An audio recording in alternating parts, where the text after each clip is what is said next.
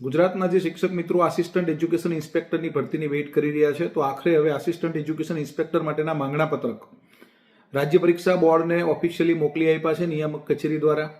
અને assistant education ઇન્સ્પેક્ટરની સીધી ભરતી અને આસિસ્ટન્ટ એજ્યુકેશન ઇન્સ્પેક્ટર માટે ભરતી માટે પણ ફરી એકવાર પરીક્ષા આવવાના પૂરા ચાન્સ છે.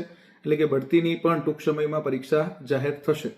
એટલે જે સ્ટાફ મિત્રો બઢતીથી વંચિત છે, બઢતી મેળવવી છે પોતાના જિલ્લામાં, તો એમને પણ એકવાર પ્રયત્ન કરી લેવો જોઈએ. અને સીધી ભરતી પણ આસિસ્ટન્ટ એજ્યુકેશન ઇન્સ્પેક્ટર માટે માંગણા પત્રક મોકલી દીધા છે. એટલે કે પરીક્ષાનું ટૂંક સમયમાં રાજ્ય પરીક્ષા બોર્ડ દ્વારા નોટિફિકેશન જાહેર કરવામાં આવશે.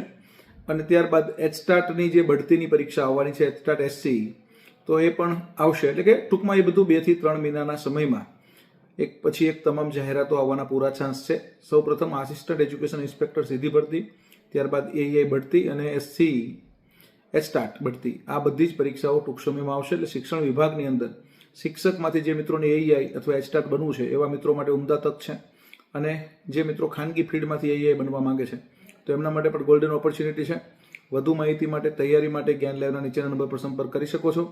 જય હિન્દ, જય ભારત, જય ગરવી ગુજરાત.